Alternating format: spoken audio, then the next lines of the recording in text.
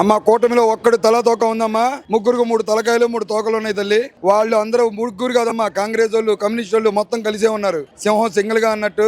మంచి చేసేవాడు ఎప్పుడు భయపడ్డమ్మా. దొంగలే ముఠా అవుతారు. దొంగల ముఠా అది. చెడ్డీ గ్యాంగ్ అని ఇది ఇటీవల మన హైదరాబాద్ లో చూసాం. వీళ్ళు కూడా చెడ్డీ గ్యాంగ్ లాగానే పోగయ్యారమ్మా. ఒకడేమో ఏం చెప్తాడో తెలీదు, ఒకడేమో చెప్పేటప్పుడు ఆగలేడు, ఒకడేమో ఏం చెప్తాడో పప్పుగాడు పండుకొని ఉంటాడు. ఏమ్మా బాలకృష్ణ గారి ఫోటో తీసుకుంటూ కొడతాడు. అభిమానులు కొట్టడం ఏంటమ్మా ఆడికో మెంట్లో. వీడికేమో తిక్కలోడు. ఏంటి తల్లి ఇదంతా? ప్రజల్ని పాలించడానికి వచ్చారా లేకపోతే శాడిజం చూపించడానికి వచ్చారా? ఆడొక శాడిజం. చంద్రబాబు నాయుడు వెన్నుపోటుతోనే నడుస్తుంటాడు. ఎవరిని వెన్నుపోటు పొడుద్దామో ఇది.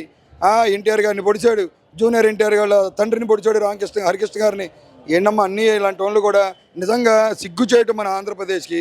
ఎన్టీఆర్ గారు మంచి పాలన ఇవ్వడానికి ఆయన సినీ యాక్టర్గా రాజకీయ రంగంలోకి వచ్చి మంచి పరిపాలన ఇస్తుంటే వెన్నుపోటు పొడిచి వచ్చి అందరికీ ద్రోహం ఆంధ్ర రాష్ట్రానికి లేని ఏంటి తల్లి? ఇక్కడ మనం సౌత్లో మన ఆంధ్రప్రదేశ్లో అన్నదమ్ములుగా కలిసి ఉంటాం మనం అందరం. అలాంటిది కులమత విభేదాలు పెడుతున్నాడు. బీజేపీ చిచ్చు తీసుకొచ్చి ఇక్కడ పెడుతున్నాడు. మంచి డెవలప్ చేస్తున్నారు. ఈ 2 సార్లు కూడా ఇక్కడ వేసాను ఎంపీగా.